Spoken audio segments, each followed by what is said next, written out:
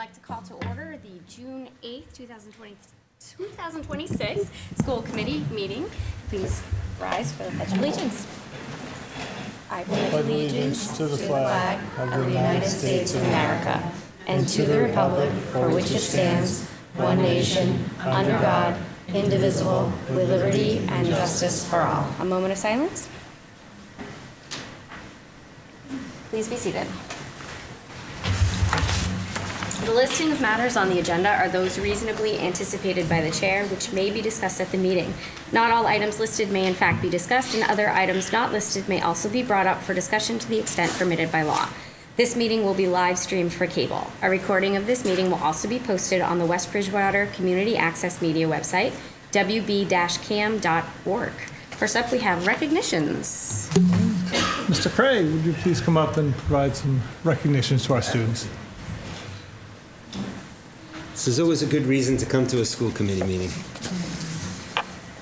So first up, the New England Press Association, or NESPA, holds their annual All New England contest. And this is like the top-notch contest in all of New England for our high school storytellers. This year, we had 767 entries across all of New England, across 40 categories. And one of the, we had 3 entries, and one of them was documentary, which is kind of a unique entry for us because this contest runs from April through April, and my seniors in documentary filmmaking haven't finished their final projects yet, so we're always looking at the seniors from the previous year. So happy to say that for the second year in a row, which is amazing because it's really hard to place at this contest, we received a finisher. So a third place finish to the class of 25s, Brianna Blood, who did a documentary on something that's near and dear to her heart, which is the first responder mental health. So her documentary received third place in that category, and I couldn't be more proud of her. So come on up, Brianna.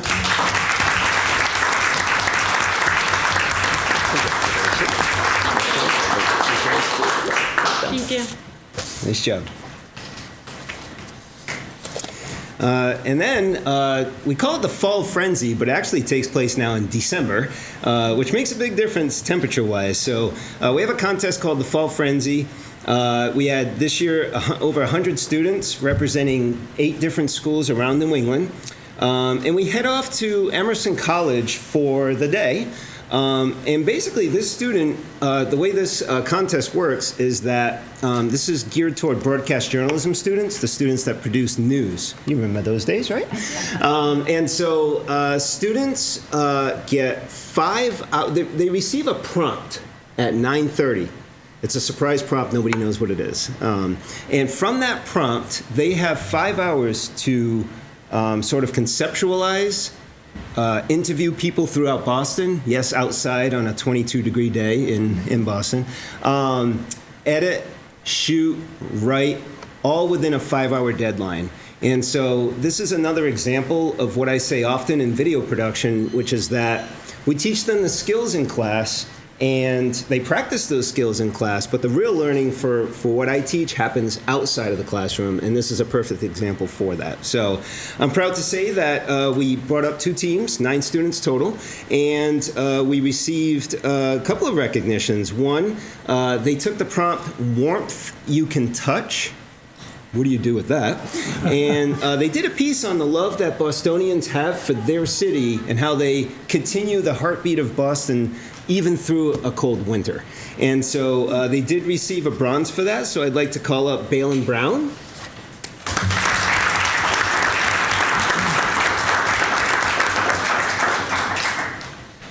Congratulations, Balin. Thank you. Jackson Dorito.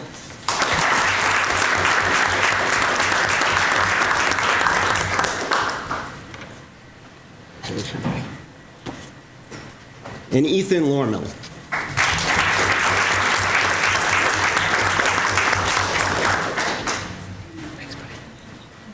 A lot of these interviews take place outside. They spent probably about 50% of this entire thing outside. And literally, when we got to the Bridgewater train, it was 11 degrees at that point, so it was chilly. We had a second team go up, and they actually got a silver award. They took the prompt, frozen but beautiful, and did a piece on the importance of Faneuil Hall to Bostonians and beyond.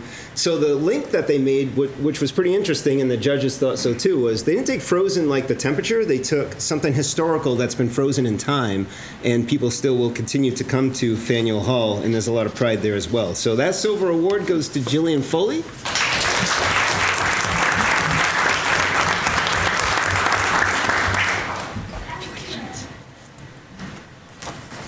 I don't think Andrew is here right now.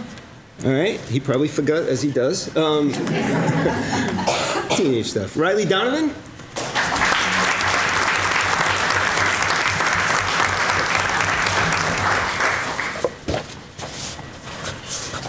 You came up faster than I could find your card. I thought I put them in order. There's Riley. Congratulations. And Sophia Hume wasn't able to make it either. She has soccer practice and was going to get yelled at if she did not continue that. Luke Dome.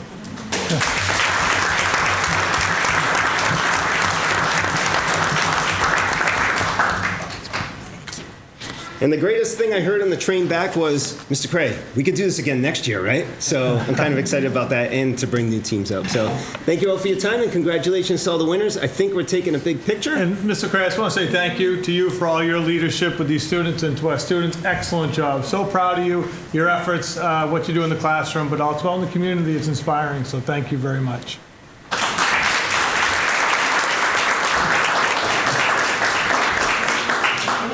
Me too? Do you want them behind or in front of?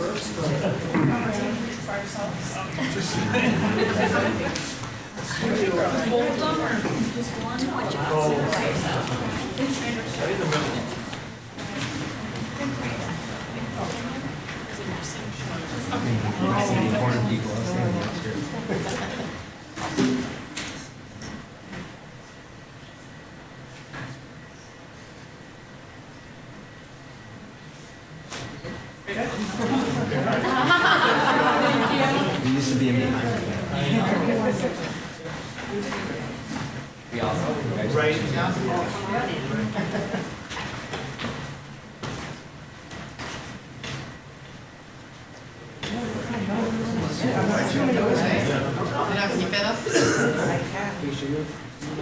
Yeah, should we hold the actual? I would, yeah, show it off.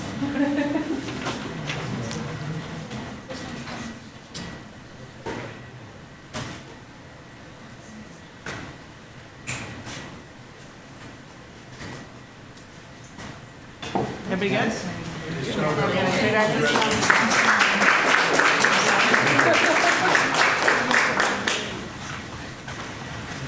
Thank you, Mr. Craig. Thank you.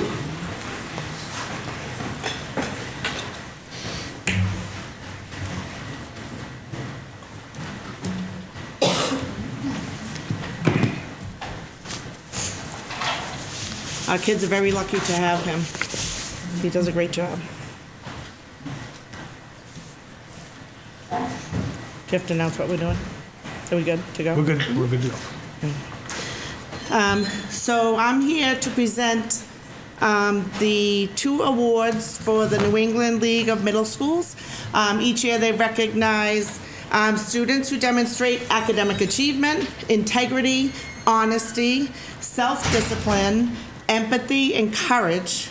In addition, these students are positive role models for their peers, show respect for themselves and others, and demonstrate leadership in the classroom and at school activities. So please join me in congratulating Kara Lamline,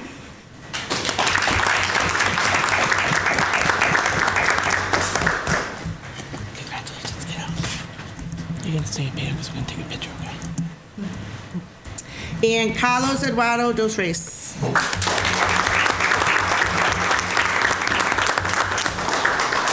Congratulations, buddy. And take a picture if you don't mind. And say congratulations, as a former middle school teacher, this is a big deal. To be selected amongst all your peers by your teachers is a pretty awesome thing, so congratulations. And two great options right here. Can we get another picture, sorry?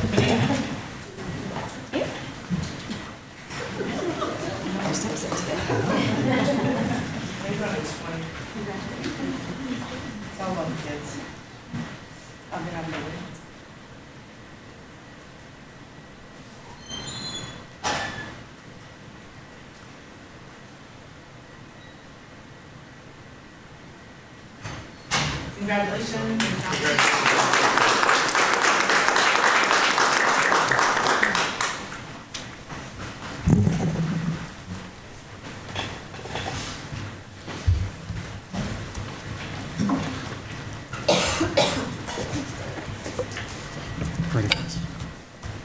We have grant of gratitude. Every year, the CPAC awards a $500 financial grant award to at least one West Bridgewater teacher, therapist, staff person, or administrator in recognition of their inclusive efforts in the classroom, school, or district. Nominations are submitted by students, parents, caregivers, and peers within the West Bridgewater School District. The grant allows the winning teacher, staff, therapist, or administrator to purchase materials such as books, curriculum, professional development supplies that further their efforts in inclusive education. We're happy to say this year that for the third year in a row, we've been able to award 2 grants. The first is for Nikki Maloney, who couldn't be here today. We're proud to honor Nikki Maloney with the 2026 West Bridgewater CPAC Grant of Gratitude. Nikki is an educator who believes that every child, regardless of ability, deserves to feel capable, included, and proud of what they can accomplish. And she doesn't just believe it, she builds it every single day. 5 years ago, Nikki started the Unified Sports Program with basketball. Since then, it has grown to track, cornhole, and bocce. With every new sport, every new season, more children get to experience what it feels like to be a part of a team. Because of Nikki, students look forward to gym class. Because of Nikki, kids who may not have had that opportunity now know the joy of belonging. But her impact goes beyond the gym. Those who nominated Nikki describe witnessing her work with students in some of the most challenging moments, and meeting those moments with nothing but love and compassion. She is, as one nominator put it, truly selfless. She just wants children to feel safe and supported. Nikki is building a culture of inclusion that reaches far beyond the walls of school, and she is a role model for students and teachers alike. When asked to describe Nikki in 3 words, her nominators said inclusive, compassionate, inspiring, dedicated, supportive, respectful, kind, and empowering. They didn't break the rules by just throwing all those words. Those are different people. Nikki, your commitment makes a lasting difference. Thank you.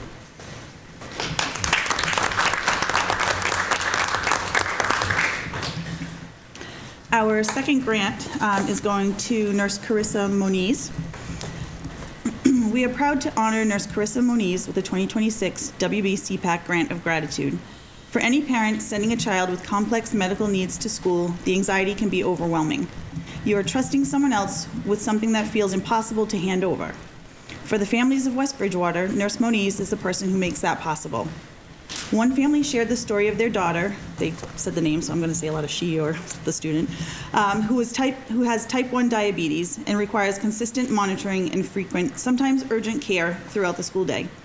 From the very beginning, Nurse Moniz made that transition seamless, not just for our daughter, but for their entire family. She keeps them informed, keeps their daughter safe, and does it all with a level of attentiveness and compassion that immediately put them at ease. But what truly sets Nurse Moniz apart is her unwavering commitment to inclusion. She doesn't allow a student's medical needs to define or limit their experience. Instead, she finds ways to ensure that every child can remain in the classroom, participate in activities, learn, play, and thrive alongside their peers. Because of her, the student's family can send her to school each day with confidence knowing she is safe, supported, and truly cared for. Nurse Moniz has been described as an asset to this entire district, caring for both the medical and emotional needs of the children she serves.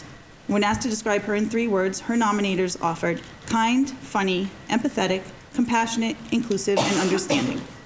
Nurse Moniz, the work you do every day gives families peace of mind and gives children the gift of belonging. Thank you.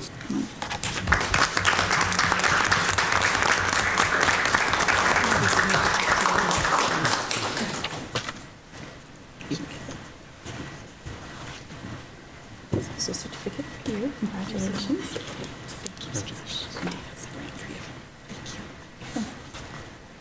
Congratulations. Congratulations. Congratulations to Nikki as well. Great job. Can we do a picture with her? Oh, absolutely.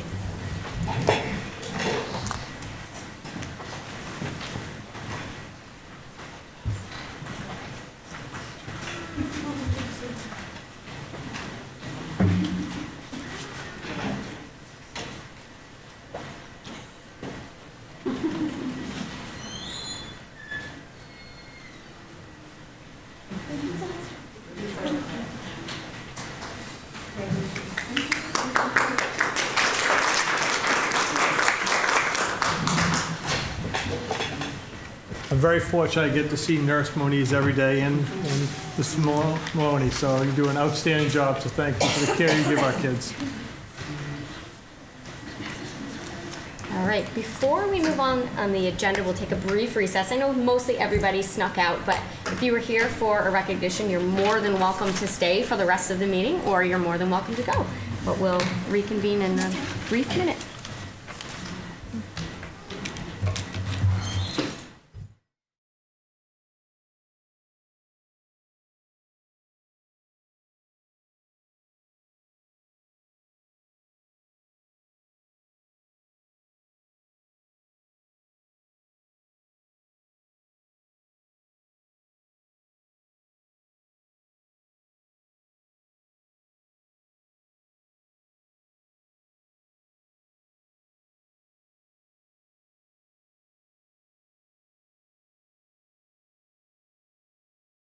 So the minutes are from the May 4th school committee meeting.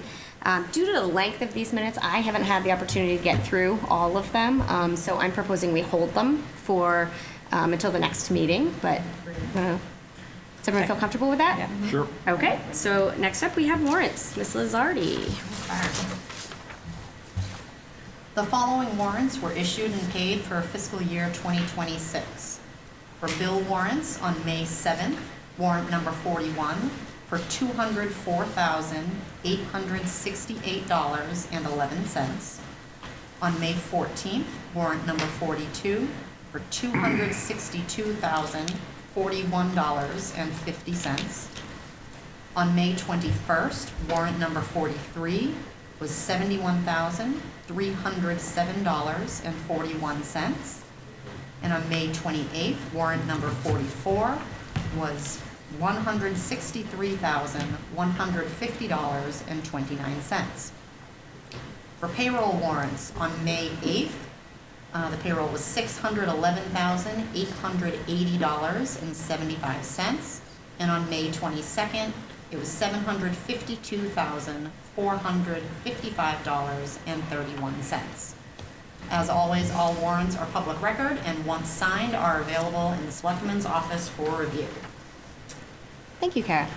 Next up, we have the introduction of the Student Advisory Committee representative.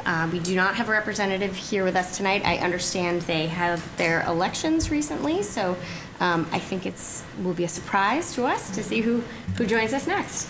That's you'll email. Okay.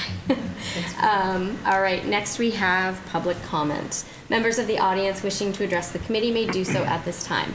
Audience members shall limit comments to 3 minutes and are reminded that public comment is not a discussion, debate, or dialogue between individuals and the school committee. Personnel issues or issues that would violate student or employee confidentiality cannot be addressed during the public comment. Seeing none, we move on to the superintendent's update. Mr. Bodwell. All right, thank you very much. First up, we have a professional development plan update with Mrs. Yanis. I get to do two in a row. So this year, we implemented a teacher-led professional development opportunity from September, October, and December. It was the district initiatives that we had to get through, and then January to June, the teachers were tasked with coming up with some of their professional development ideas. I sent a survey last week. The teachers loved the experience. Everything was positive for the most part. Very little negative. Even there was a rating of 1 to 5, with 5 being the best. Almost every single one was a 5. One was a 3, and it was because, I can't remember, but it wasn't anything to do with the PD. It was just, I think there wasn't enough time to complete it. And that was the complaint, that it was heard that there wasn't enough time, which we all know 2 hours is not enough time. The vast majority of, like I said, of respondents rated the applicability of the sessions of 5 out of 5, but some of the sessions were AI and tech, using Gemini for quick review slideshows, and tools like PBS AI and Diffit for lesson design. I have to say, the one at the high school, the PD run by Jamie Martin at the high school, was probably the biggest attended PD session in the district. We had some classroom strategies, we had curriculum and early childhood education. Some of the suggestions that they gave us was start the teacher-led PD sessions earlier in the school year, so some of the strategies can be utilized in real time with the current students. Keep it in person, avoid virtual PD to maintain better engagement. I don't think we had any virtual PDs, so I don't know where this one came from. Alice, they would like to have in their home buildings. And for future priorities, they wanted more on AI, managing AI appropriately, creating AI-resistant prompts, more training in behavior and mental health, prioritizing Tier 1 regulation strategies, coping with challenging behaviors in the moment, and district-wide 504 plans. And then more collaboration, creating more vertical planning between K to 1, pre-K to K, and some tailored options for instructional assistance this year. They actually, the instructional assistants worked with our BCBA on behavior, so they had some good PD with her. It was, I think, everybody was engaged. Anytime I went around to a classroom, they were all engaged. We had an instructional assistant from the high school run a PD that was very well run. So I think they did a really good job this year, and we plan to continue it next year. Any questions? Sounds good. Thank you for your efforts. I think we listened to the feedback from the staff. We wanted to get their involvement. There's certainly some professional development that we need to run as a district we feel is beneficial for all, but then allowing them some choice in what's going to benefit them most in their professional development is, I think, always a good plan. So thank you. Yeah, the choice, they were happy with the choice. I do have a question, actually. I'm just curious, what format did this take? Was this all teacher run, or was this? Yep. Okay. Well, most of it was teacher run. The nurses had a consultant come in and work with them for the 5 days, 6 days. Okay, So. I was just curious Yep. about whether it added to the teacher workload at all, or if that was something. This is something they asked for. They wanted this, so they were happy to do it. I believe the presenter gets additional PPs too, right? Yeah, the facilitator of the professional development gets up to 24 PDPs. All right, thank you. Thank you. And update on academic showcase. Oh, the favorite time of the year is the academic showcase. It was amazing to see all the parents there. It highlights the incredible depth, creativity, and hard work of our teachers and students, spanning from our youngest learners, our preschoolers, to our high schoolers. And Keith was kind enough to share some pictures. I did not take one picture that night. I was too busy running around. So most of these are from preschool and Roselle. But our elementary students bridged core literacy and science with hands-on creative projects. Preschool and kindergarten showcased outdoor exploration with a garden and mud kitchen, and then kindergarten did a potato pet project. Grades 1 and 2 took a deep dive into literacy with poetry and wit and wisdom paragraph and crafts, alongside social studies projects exploring Plains Indians and the pioneers. Grade 3 blended science and art with deep sea illustrations, shark and squid replicas, and didactics, and a Black History Month presentation featuring books, historical figures, and a song from Harriet rounded out grade 3. That was really highlight. Grades 4 and 5, literacy and science with wit and wisdom, narratives paired with digital canvas illustrations. This was a highlight. The owl pellet dissection table was a highlight, and we had collaborative student-led model pride assemblies down across from the TV studio. Grade 8 showcased their space project. Grade 6, sorry, showcased their space projects, where they literally turned their unit into playable concept review games. The middle and high school focus shifted to rigorous analysis, scientific inquiry, and interactive learning. Humanities and social studies, we had our National History Day projects showcased. AP Language did a presentation on rhetorical speech analysis and multi-layered social science student projects.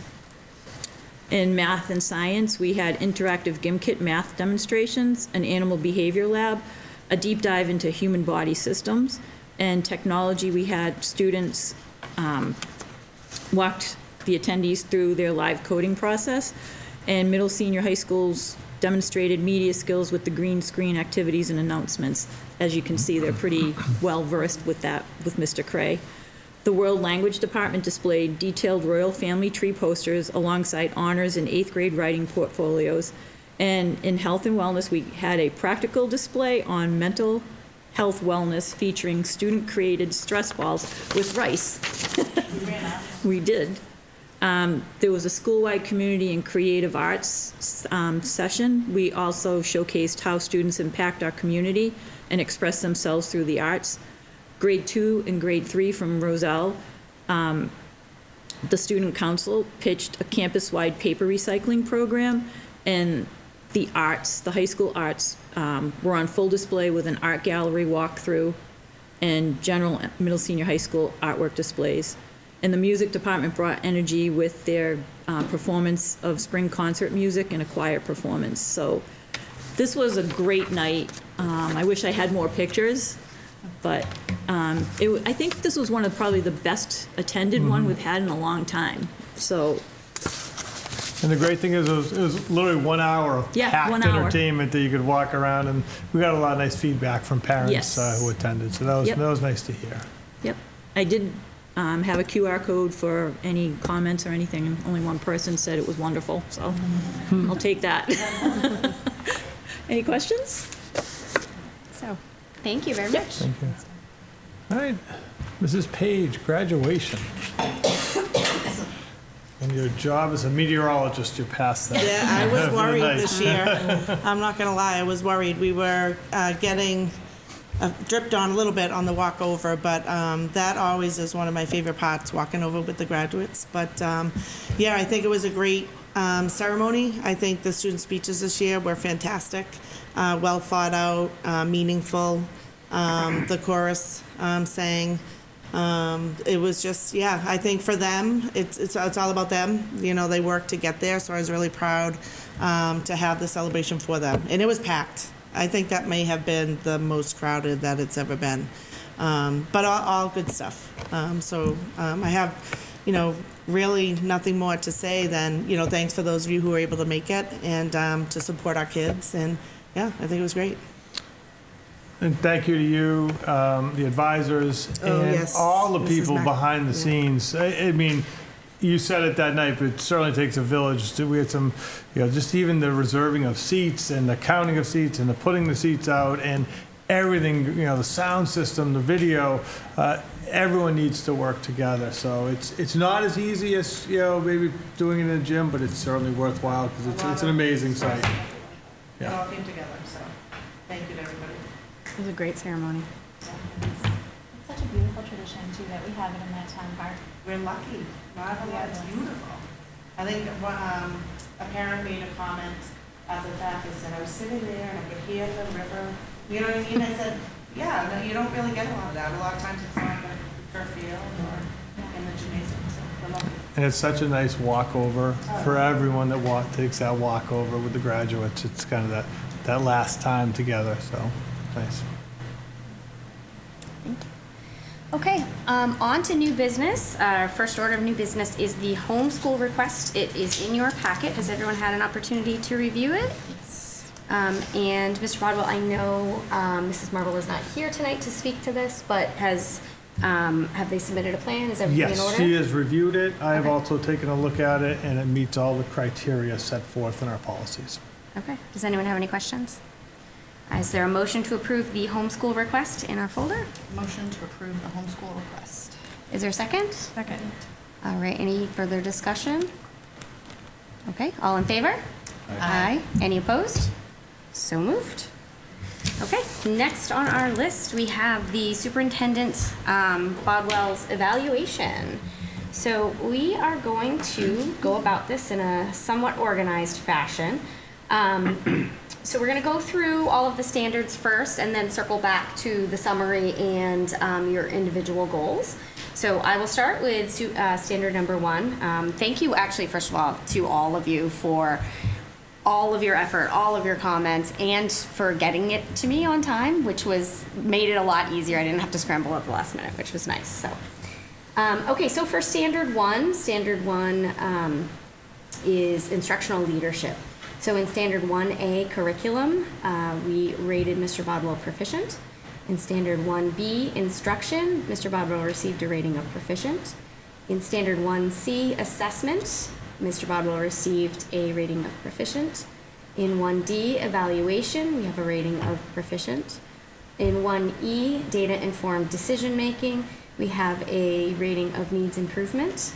The 1F student learning is all individually considered to contribute to the overall, with an overall rating for Standard 1 for instructional leadership of proficient. In the area of instructional leadership, or Standard 1, Superintendent Bodwell has received an overall rating of proficient. Of the 5 rating evaluators, 3 rated Superintendent Bodwell's performance in this area as proficient, while 2 rated performance in this area as needing improvement. Across all indicators, across all evaluators, 16 out of 25 were rated as proficient, or 64%, lending to the overall rating by the committee. While evaluators were unable to reach consensus on indicators supporting this standard, areas of relative strength were identified in the areas of curriculum, 1A, and evaluation, 1D. An area for growth was identified in data-informed decision-making, with 3 of the 5 evaluators rating this area as in need of improvement. The following key points and key common themes were identified from narratives provided by individual members. Superintendent Bodwell demonstrated a continued commitment to curriculum development, professional learning, instructional oversight, and administrator support. Evidence submitted included the Wit and Wisdom pacing calendar, math curriculum research and review committee materials, professional development planning, administrator goals, walkthrough documentation, and observation feedback. Evaluators noted his consistent presence in school buildings, active collaboration with administrators, and visible engagement with students and staff as important strengths that support a positive culture of teaching and learning. In the areas of curriculum and instruction, evaluators highlighted the superintendent's involvement in strengthening curriculum oversight and promoting instructional consistency across the district. The implementation of the Wit and Wisdom pacing calendar, development of the math curriculum research committee, and use of teacher-led professional development were viewed positively. Several evaluators also noted the superintendent's willingness to leverage in-district expertise and collaborate with instructional leaders to support continuous improvement efforts. Evidence related to supervision and evaluation demonstrated growth compared to previous evaluation cycles. Evaluators noted improvements in the quality and balance of feedback provided to administrators, including clear identification of growth areas and more actionable coaching. Classroom walkthroughs and ongoing engagement with school leaders were recognized as valuable components of the superintendent's instructional leadership. At the same time, several evaluators expressed a desire for more consistent documentation of observations, written feedback, follow-up on action steps, and evidence demonstrating how supervisory practices are influencing administrator growth and instructional improvement. Assessment and data-informed decision-making emerged as the most common area identified for continued growth. While evaluators acknowledged discussions of student performance and district improvement efforts, several noted limited evidence demonstrating systematic analysis of student achievement data or clear connections between data findings and instructional decision-making. Members expressed a desire for stronger aggregation and interpretation of assessment results, more visible use of data to identify trends and measure progress, and clearer documentation of how academic outcomes inform district planning, curriculum decisions, and improvement strategies. Some evaluators also emphasized the importance of ensuring that performance concerns are addressed through consistent expectations, monitoring, and follow-through. Across the narratives, there was a shared recognition of Superintendent Bodwell's dedication to instructional improvement, administrator support, and student success. Evaluators consistently described him as a visible and collaborative leader who values professional growth and works closely with district staff to strengthen teaching and learning. At the same time, members encouraged continued development of systems that connect observations, feedback, and student performance data to measurable outcomes. Greater emphasis on documentation, data analysis, follow-through, and evidence of impact would further strengthen instructional leadership and support continued district improvement. So that's it for our summary for Standard 1. Do any individual members have anything that they'd like to add for Standard 1? No? I think you covered it all there. Okay. Mr. Budwell, do you have any questions for Standard 1? No. Okay, Thank you. Standard 2. Okay. Standard 2 is management and operations. Standard 2A, environment, was rated as proficient. Standard 2B, human resources management and development, was rated as needs improvement. 2C, scheduling and management information systems, was also proficient. 2D, law, ethics, and policies, was rated as needs improvement. And 2E, fiscal systems, was rated as proficient. The overall rating for Standard 2 management and operations was needs improvement, I believe due to the considerations in the two indicators that were marked as needs improvement. So in the area of management and operations Standard 2, Superintendent Bodwell has received an overall rating of needs improvement. Across all indicators, across all evaluators, 14 out of the 25 were rated as proficient, or 52%, or exemplary, 4%, with 11 out of 25 areas, 44%, needing improvement. Of the 5 rating evaluators, however, 4 rated Superintendent Bodwell's performance in this area as needing improvement, and 1 rated his performance as proficient. Evaluators were again unable to reach consensus on indicators supporting this standard, though an area of relative strength was identified in scheduling and management information systems, 2C. 2 areas for growth were noted in human resources management and development, 2B, and law and ethics and policies, 2D, with 3 of the 5 evaluators rating this area as in need of improvement. The following key points and common themes were identified from narratives provided by individual members. Superintendent Bodwell is recognized for strengths in district operations, fiscal planning, stakeholder collaboration, and responsiveness to district needs. Evaluators highlighted his work with the business manager, the school committee, and town officials during the budget development process, as well as his leadership throughout the MSBA building project and ongoing capital planning efforts. His communication with families and community stakeholders through forums, newsletters, coffee hours, and school committee presentations was frequently cited as a strength, as was his commitment to maintaining a safe and supportive environment for students and staff. District safety planning and emergency preparedness emerged as areas of both progress and continued focus. Evaluators acknowledged revisions to the Safe Schools Crisis Management Protocol and the Medical Emergency Response Plan, ongoing collaboration with local police and fire departments, and efforts to address operational vulnerabilities identified in prior evaluation cycles. At the same time, several members noted the need for more comprehensive review and analysis of safety procedures, including stronger alignment between district practices and school committee policies, clearer documentation of emergency protocols, and more systematic evaluation of safety drills and response procedures to ensure continuous improvement. Fiscal systems was generally viewed as an area of proficiency. Evaluators recognized Superintendent Bodwell's commitment to transparent and collaborative budget development, long-range capital planning, and balancing district priorities with broader municipal financial considerations. However, several members noted that aspects of the budget process continue to present challenges, including incomplete documentation, gaps in internal coordination, and limited visibility into certain revenue and operational areas. These concerns suggest opportunities to strengthen budget communication, reporting, and organizational systems to support informed decision-making. Human resources management and development was identified by several evaluators as an area requiring continued attention. While members acknowledged positive collaboration on professional development initiatives, labor management efforts, and collective bargaining, concerns were raised regarding the absence of comprehensive staffing metrics, retention analysis, and workforce trend data. Evaluators expressed a desire for stronger systems to monitor staffing patterns, support long-term personnel planning, and ensure consistent administrative oversight of personnel matters. Law, ethics, and policies emerged as the most significant area of concern within this standard. Evaluators recognized Superintendent Bodwell's commitment to policy development and his ongoing work to align district practices with evolving legal and regulatory requirements. However, multiple members identified concerns regarding implementation, compliance monitoring, and follow-through. Particular attention was given to a licensure oversight involving a district administrator, which several evaluators viewed as evidence of the need for stronger compliance systems and more proactive management practices. Concerns were also raised regarding consistent enforcement of district policies and procedures, as well as ensuring that newly adopted policies are implemented effectively and uniformly across the district.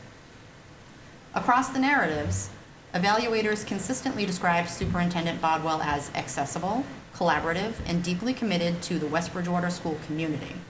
His responsiveness to concerns, willingness to work with stakeholders, and dedication to supporting students and staff were recognized as important strengths.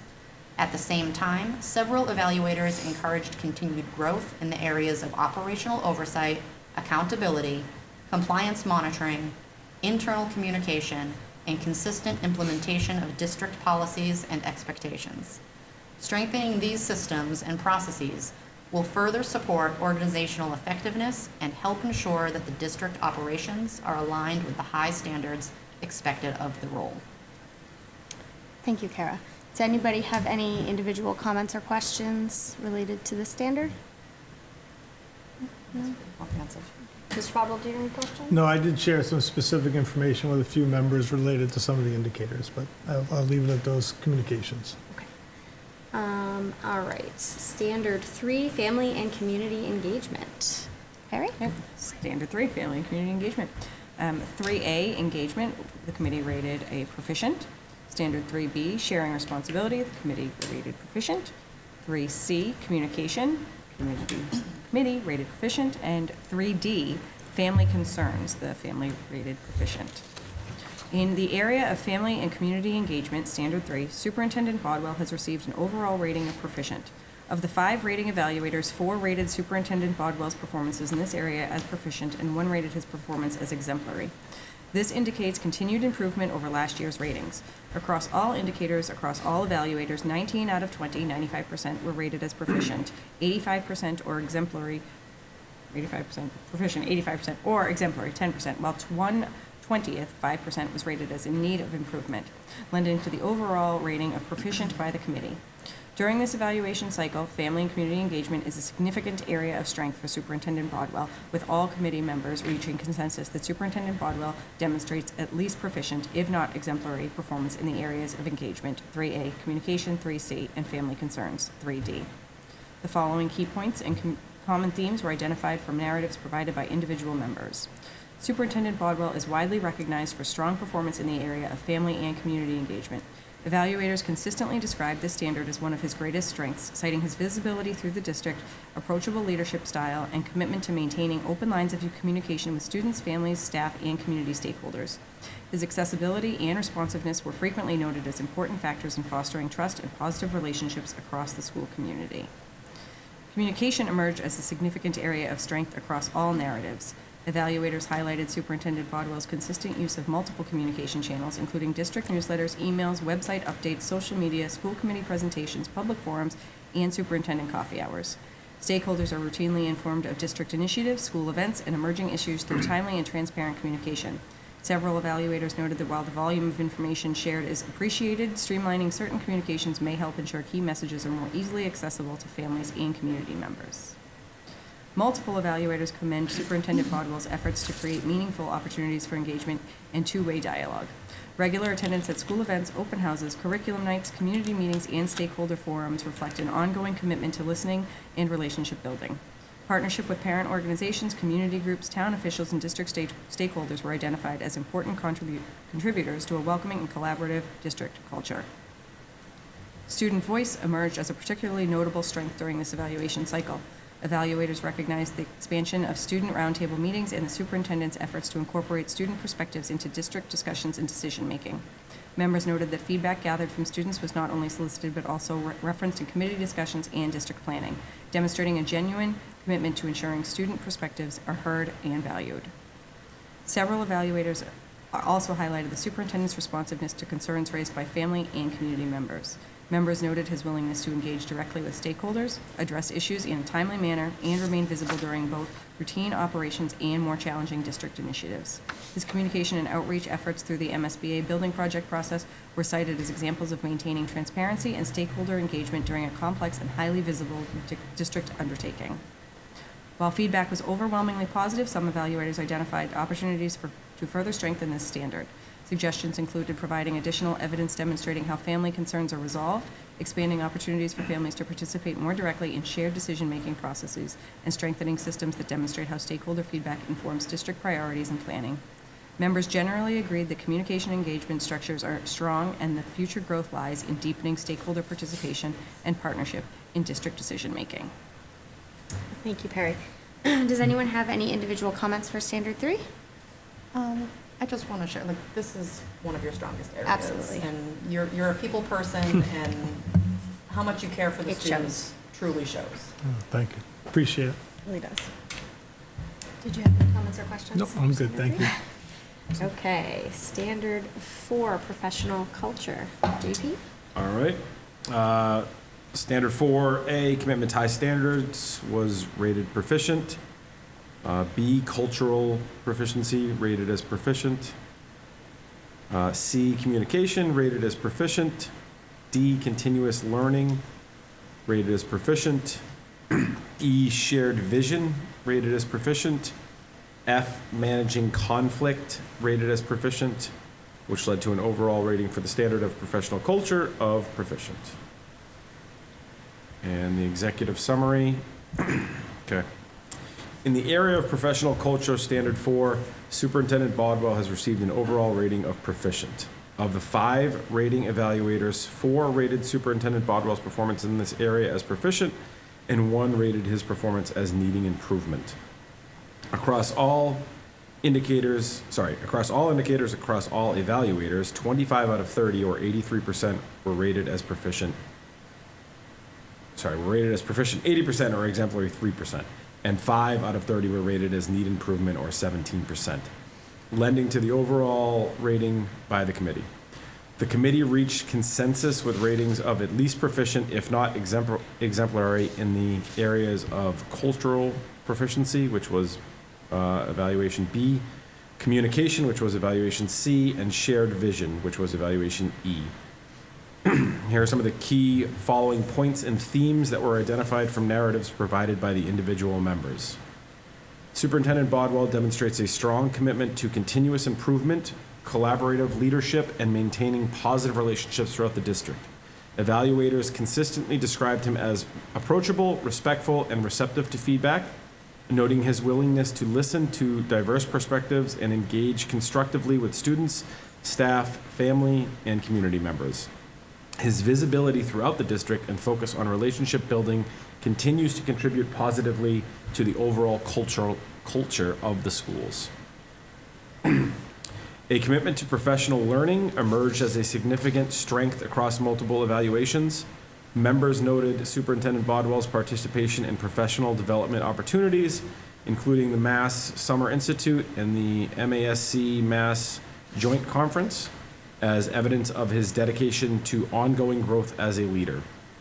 Evaluators also recognized his support for professional learning within the district throughout administrative collaboration, goal-setting processes, staff-driven professional development opportunities, AI-focused training, and initiatives designed to strengthen instructional practice and leadership capacity. Several evaluators highlighted the superintendent's efforts to promote collaboration, open communication, and stakeholder engagement. Staff meetings, student roundtables, surveys, administrative discussions, and other feedback mechanisms were cited as examples of structures that encourage participation and reflection. Evaluators noted that these efforts help support a culture focused on continuous improvement and shared responsibility for the district's success. His communication with families and broader community, particularly during complex or high-profile issues, was also identified as a significant strength that contributes to trust and transparency. Managing conflict and ensuring consistent follow-through emerged as the most common area identified for continued growth. While evaluators acknowledged improvement in the quality of the feedback provided to administrators and a greater willingness to address areas requiring improvement, several members noted that difficult conversations and personnel concerns are not always as addressed as proactively or decisively as they could be. Some evaluators expressed a desire for stronger leadership in situations requiring accountability, conflict resolution, and timely intervention, particularly when it concerns involving district operations, compliance, or staff performance. Almost there. Internal communication and staff perception of support also surfaced as themes within this narrative. Survey results referenced by evaluators suggested that some staff members do not consistently feel informed, supportive, or empowered to share concerns. Members noted that opportunities to strengthen internal communication systems, improve clarity around expectations in decision-making, and ensure that concerns raised by staff are addressed in a visible and consistent manner. Several evaluators also emphasized the importance of balancing a collegial leadership style with clear accountability structures and consistent follow-through. Across the narratives, evaluators recognize Superintendent Bodwell's genuine commitment to fostering a positive and inclusive professional culture. His collaborative approach, investment in professional growth, and strong communication skills were consistently viewed as assets to the district. At the same time, members encouraged continued growth in conflict management, internal communication, accountability, and the consistent application of leadership expectations. Strengthening these areas will help further align district systems and practices with the positive culture and shared vision that the superintendent seeks to promote. The narrative feedback reflects a broad consensus that professional culture remains an area of strength for Superintendent Bodwell. Evaluators consistently acknowledge his professionalism, commitment to learning, and dedication to maintaining positive relationships across the school community, while identifying opportunities to strengthen leadership systems that support accountability, communication, and organizational consistency. Thank you, JP. Does anyone have anything they'd like to add from your individual evaluations for Standard 4? No? Mr. Bottle? I'm good. Questions? Thank you. He's good? Okay, so going back up for the summary. Superintendent Bodwell has received an overall rating of proficient based on compilation of individual evaluations from 4 current committee members and 1 former member who provided direct observation from August 2025 to April 2026. 1 current member, elected in April 2026, has abstained from provided ratings due to her limited direct observation of Superintendent Bodwell given the timing of her election to the committee. This new member provided feedback on evidence and/or goals which were included in the summaries. So progress towards goals. The committee as a whole rated the superintendent's performance on this year's goals as follows. So district improvement goal number 1 was the elementary school building project, was rated as met. The committee recognizes Superintendent Bodwell's exceptional commitment and leadership throughout the elementary school building project process. Evaluators consistently noted the substantial time, effort, and personal investment dedicated to advancing this multi-year initiative, including active participation in school building committee meetings, ongoing collaboration with project partners, and extensive community outreach through public forums, school tours, social media, emails, website updates, and other communication efforts. Although the project was ultimately unsuccessful at the ballot box, evaluators agreed that the outcome does not diminish the significant work completed or the leadership demonstrated throughout the process. The committee acknowledges the meaningful progress made and encourages continued reflection on strategies to strengthen community support and engagement should a future building project be pursued. This goal was rated as met by 3 evaluators and exceeded by 2 evaluators. Goal number 2, student learning, was focused on instructional leadership. The committee rated this as significant progress. The committee recognizes progress towards strengthening instructional leadership through increased visibility in schools, regular walkthroughs, improvements to administrator evaluation practices, and ongoing engagement with students and staff. Evaluators noted positive changes in communication and feedback processes and acknowledged Superintendent Bodwell's strong presence within district schools. At the same time, members consistently identified a need for more structured and documented instructional leadership practices, including greater consistency in walkthrough implementation clear evidence of actionable feedback provided to administrators, and stronger demonstration of how observations, surveys, and other data are used to inform leadership decisions and instructional improvement efforts. Evaluators also emphasize the importance of utilizing student achievement data more effectively to guide instructional decisions and measure progress toward district academic goals. This goal was rated as significant progress by 3 evaluators and met by 2 evaluators. Goal number 3, professional practice, was focused on student voice. The committee rated this as significant progress. The committee recognizes meaningful progress in elevating student voice across the district. Evaluators highlighted the success of regular student roundtable meetings, which exceeded the original frequency outlined in the goal, and provided valuable opportunities for students to share feedback directly with district leadership. Evidence demonstrated that student input contributed to several tangible improvements and reinforced a culture in which students feel heard and valued. While the goal was not fully achieved as written, particularly regarding individual meetings with all seniors, evaluators agreed that significant progress was made in fostering student engagement and strengthening communication between students and district leadership. The committee encourages continued development of systems to capture feedback from all student groups and clear documentation demonstrating how student input informs district planning and decision-making. This area was rated as significant progress by 3 evaluators, some progress by 1 evaluator, and exemplary by 1 evaluator. Goal number 4, which was district improvement, focused on artificial intelligence. The committee rated this area as significant progress. The committee recognizes significant foundational work completed toward the district's artificial intelligence initiative. Evaluators acknowledged the complexity and rapidly evolving nature of AI implementation and commended Superintendent Bodwell for initiating important district-wide conversations, facilitating professional development opportunities, and developing draft guidelines to support responsible AI use. While the full scope of the goal was not achieved during this evaluation cycle, members agreed that meaningful groundwork has been established for future implementation. Continued progress will require additional staff training, refinement, and adoption of district guidelines, and clear evidence demonstrating student access to AI literacy instruction. Evaluators expressed support for continued work in this area as the district builds capacity to integrate emerging technologies responsibly and effectively. This area was rated as significant progress by 3 evaluators, some progress by 1 evaluator, and met by 1 evaluator. The following key points and common themes were identified from narratives provided by individual members. Superintendent Bodwell continues to be recognized for his deep commitment to the West Bridgewater school community. His visibility throughout the district, accessibility to students, staff, and families, and relationship-centered leadership style were consistently identified as significant strengths.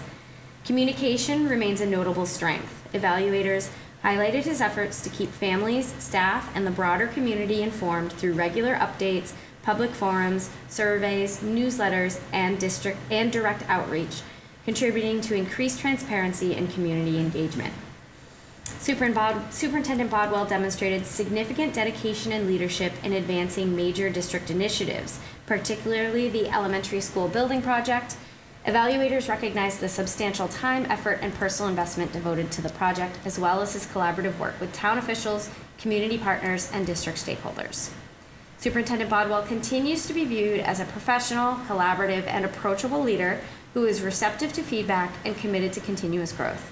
Several evaluators noted positive growth over the course of his tenure and an ongoing willingness to reflect on and improve his leadership practices.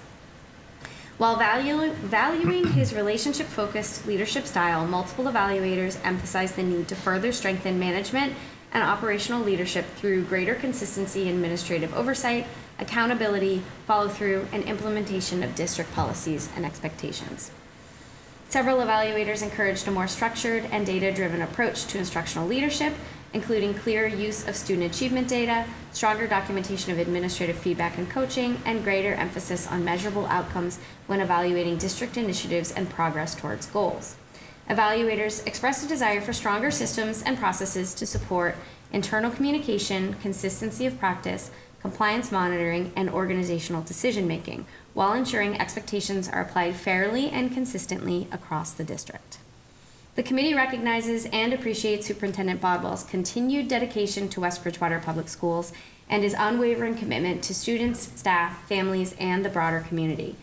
Throughout his 6th year as superintendent, he demonstrated notable strengths in communication, relationship building, community engagement, safety planning, and visible leadership. Evaluators consistently acknowledged his professionalism, positive demeanor, and willingness to accept feedback and grow as a leader. The committee also recognizes meaningful progress towards several district goals, particularly the elementary school building project, student engagement initiatives, and the district's emerging work with artificial intelligence. Looking ahead, continued focus on accountability, instructional leadership, operational systems, data-driven decision-making, and consistent implementation of district expectations will help further strengthen organizational effectiveness and student outcomes.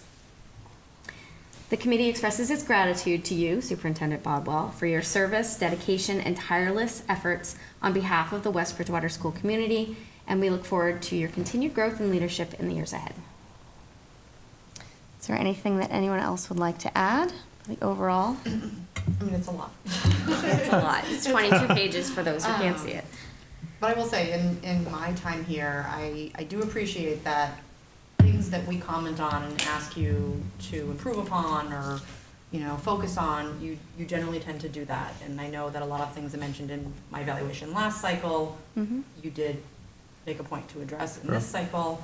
And I just think, hopefully you take the constructive criticism, for what it's intended, and just make sure that we're on track operationally.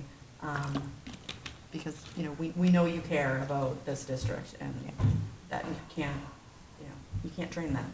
So, Absolutely. You're welcome. Thank you. Anyone else? Did you have any Yeah, I questions? do have just a couple Or comments, but comments? thank Sure, you. go for it. Obviously very comprehensive. I appreciate all the information. I wrote something up. I won't be 22 pages worth, but I just want to share some information. So thank you, first of all, for the time and effort you invested in completing my evaluation. I recognize a significant amount of information involved in this process, and I genuinely appreciate the feedback and perspectives you have provided. I value the evaluation process because it offers an opportunity to reflect on what is working well in the district and to identify areas where I can continue to grow as superintendent. Continuous improvement is an important part of effective leadership, and I welcome constructive feedback as part of that process. Before addressing the evaluation itself, I'd like to acknowledge and thank our district and building level administrators whose dedication and hard work have supported much of what we've accomplished in this school system. Compared to DESE, DART districts and neighboring South Shore districts, West Bridgewater operates with significantly fewer administrators. In fact, more than 95% of the districts have a higher administrator to student ratio than we do. I'd also like to recognize and thank all of our educators and staff for their commitment to our students each and every day. One challenge, I think, in evaluating the superintendent role is much of the work occurs outside the school committee meetings and public events. While I strive to keep the committee informed through reports, presentations, documentation, and ongoing communication, many aspects of the position involve daily interactions with staff, students, families, administrators, community members, and town partners. The work includes problem-solving, planning, personnel matters, school visits, classroom walkthroughs, collaboration, and countless conversations that take place throughout the day and often into the evening. With that in mind, I would like to extend an open invitation to any school committee member who would be interested in spending a few hours or even a full day shadowing me. I believe it would provide valuable insight into the breadth and complexity of a superintendent's responsibilities and help strengthen our shared understanding of district leadership. As we move forward, I believe there may be value also in identifying specific focus areas within the evaluation framework, which is common practice in superintendent evaluations. With 20 indicators across 4 standards, establishing priority areas could help both the school committee and the superintendent maintain a shared understanding of expectations and areas of emphasis throughout the evaluation cycle. The Massachusetts Educator Evaluation Framework recognized that a proficient rating does not imply perfection. Rather, it signifies the expectations have been met and that performance is effective. Most educators and administrators performing at a proficient level can still identify situations where outcomes could have been improved or processes strengthened. In my self-assessment and reflections, I intentionally identified areas where I can continue to grow. I believe acknowledging opportunities for improvement is an important part of professional practice and effective leadership. At the same time, I believe the evidence demonstrated that I've met the expectations established for this evaluation cycle and have performed at proficient level in a majority of the areas assessed. Thank you again for your thoughtful review of the evidence and reflections you provided. It remains my goal to serve the students, staff, and families and the entire West Bridgewater community to the best of my ability and to continue to strengthen our district for future generations. So thank you. I genuinely do appreciate the feedback. Thank you. Does anyone else have anything they want to add? Okay, go for it. Like, it's, I think we all get evaluated at all our individual jobs, so I just had my own myself, so, I just think that, like, I think that you know that you're good at your job when you see your evaluation, not as like a got you or a scary thing, but as like a, how can I grow, how can I get better? And if you don't know where you can grow, you know, if you don't know how you can get better, you're going to slide backward. So I appreciate you listening to our feedback, and it sounds like you very consistently take it and take those areas to improve and work very hard in those areas. So I'm looking forward to working with you and seeing you grow and develop as a superintendent. Thank you. Thank you. Okay, so this is a voting issue. Is there a motion to approve Superintendent Bodwell's evaluation and enter it into the record? Motion to approve Superintendent Bodwell's evaluation. Is there a second? Second. Any further discussion?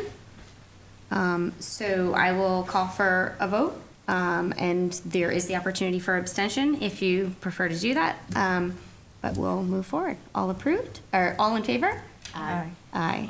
Any opposed? Any abstentions? Okay. Motion passed, 5-0.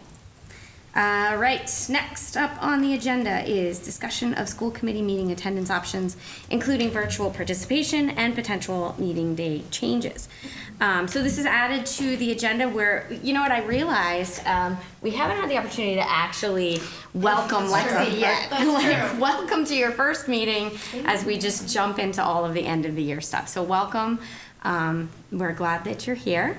I know that Lexi travels a lot for work, and so just talking about different opportunities for participation. I know that Lexi had asked to participate virtually, and we also talked at the last meeting about potential meeting day changes, so to better accommodate if you have a general idea of you know, your schedule and your traveling. I know it changes a lot, but. Yeah, it does change a lot, and I appreciate this being on the agenda, because I think like access is important for all members, not just me, but going forward in the future. I know we're all busy, we all have other obligations, and it's also important that we can all serve our community however we can. So I appreciate everybody's flexibility. In my case, I do travel a lot, and I work in the tech sector where my company creates software that helps hospitals document different medical information and bill insurance companies. So typically we like to bring sites live the first week of the month. And a lot of times if you work in tech or if you work in finance or even like anything in that sector, typically the first week of the month is not great. But you know, my schedule changes all the time. So for me, a remote option is the best. And I think too, the fact that we are a Google district gives us access to resources like Google Meet. We have our YouTube channel as well, so I think that that could give us some good opportunities to be able to like maybe even stream at the same time. So I didn't know if that would be something we'd be interested in looking into, but I definitely think that a remote attendance option for members in the cases, I mean, in the particular cases as outlined in the open meeting law would be best. I don't know if anybody else had an opinion either way about remote attendance or changing our meeting dates. Any thoughts? I have no opinion either way. If people want to come, great. If we want to do remote, that works too. It's hard to say, never having been a part of one of these meetings, either in a hybrid or remote setting, because Yeah, we don't know. My tenure came after COVID, and Yep. The only thing, meetings that are heavy with voting issues could present real difficulties with someone not being in person. The fact that we have our meetings live streamed and recorded, and Maureen taking minutes, and everyone needs to be heard. So whoever isn't here would need to be heard by us, by the people sitting here, and by the people who watch at home, and vice versa. And I'm concerned that it would present particularly, I mean, budget hearings, things like that, where they're vote heavy. I'm apprehensive. However, I don't want to limit people's access. I would prefer, if you thought you'd have better luck at a different time of the month, to move our meetings to a different date. So, I that's, echo that. I think virtually is tough. I mean, we've all sat in virtual meetings. They're tough to get a word in, especially when we've got an audience and a committee. And I do think it, like you said, Maureen's then, it's a different world. But if there's a different week, maybe. I do know that I think a different day would be hard. We've got administrators who are also on the calendar with this, so I don't know if that's something that's an option rather than a Yeah, virtual. and Mr. Bodwell, you had looked at, I'm not going to ask you to pull it out right now, but Mr. Bodwell had looked at the calendar for next year, and there are several months where we could bump it a week so that it's not as close to the first week of the month. There are a couple of months where it becomes difficult during budget season, where we do have to adhere to the timelines. I'm not opposed to moving meetings. I do think a different day would be difficult. I think we're used to a Monday, and that's kind of how we've all scheduled. So I'm not opposed to moving the meeting. I'm also not opposed to trying a hybrid option and working through the tech challenges. But I do, I have concerns about just discussion and being able to support full discussion. Hybrid meetings there tends to be a bit of a delay, and there's a pause, and so conversations become stilted, and then that in itself presents challenges for community access if the discussion is not full and robust. But that being said, I don't want to limit any members' opportunity to participate, so I'm willing to try it and to research it and see what we can do. Do we know if any other committees in town offer remote options? Anybody know? We do. It's The cable committee does too, I think. somewhat hybrid. I think they So we could- run it out of the cable. We can copy their studio. playbook maybe and see if it works. I do, in talking to Mr. Collins, and I don't want to speak for the cable committee or cable station, but he did feel that there would need to be either upgrades or changes to things like the microphones. We also would have to display whoever is not in the meeting, so I think we would, I don't think it would be a good practice to have a divided screen. It'd be tough to see anything, so you may need to pull in another projector. So I think there are limitations, but I think that everything can be fixed with, So, Robin, I know that you had mentioned that as well, that you have to display that person who's remote, but the open meeting law says that you only need to be audible, not visible. Okay. So I think Even as a that, committee member? even as a committee member, yeah. I'm not sure. I don't remember. I thought I heard, I could be wrong, or. I don't remember reading it either, so. What does that do for our administrators? Would they be allowed to also join remotely instead of sticking around for 4 hours after school's out? Or, That's something I to mean, consider. We can certainly discuss that. I'm I not think trying, I'm having just, them in the here. genuine, I don't Yeah. know what that means for those of us. I don't want to get to a point where we are all remote. It's like, I think I don't want to all say, I mean, I also think like for nights like tonight where we have recognition, I think it's nice for us to be present for that as much as possible. I mean, we all have times where we all miss meetings. yeah. And I get it, your schedule is crazy, so I don't mean, I'm not targeting you, I feel No, no, terrible. no, But no, like I no. said, if you thought that, avoiding the first week of the month would help, maybe you be here at least 75% of the time, like that would be a better solution, I don't know. Yeah, I mean, that would definitely help in the sense that it would help me avoid those definite go lives that are absolutely the first week of the month. I also, I'm traveling 2 more weeks out of this month, and neither of them are the first week of the month. So it's hit and miss, and I also would hate to say, let's revolve our entire school committee schedule around my work schedule. I just don't think that that's sustainable, and I don't think that it sets the right precedent, really. I think at least if we attempt to leverage the technology, especially that we already have access to and pay for in our school district, right? I think that might just set a better precedent, and I think it might also open avenues to access for everybody, not just committee members, which I think that transparency is one of Mr. Bodwell's strengths. I think that that's something that we're all working on as a committee as well. So I hope that maybe being able to leverage our technology to be able to allow committee members to participate remotely when needed, as permitted by the open meeting law, I think would be a good first step in opening up a little bit more transparency as well in our processes overall. I think it's a good time to, were you going to say something? I was just going to say I can get some more definitive information Yeah. as to what limitations are, or barriers we have in place, and how we can, move past those.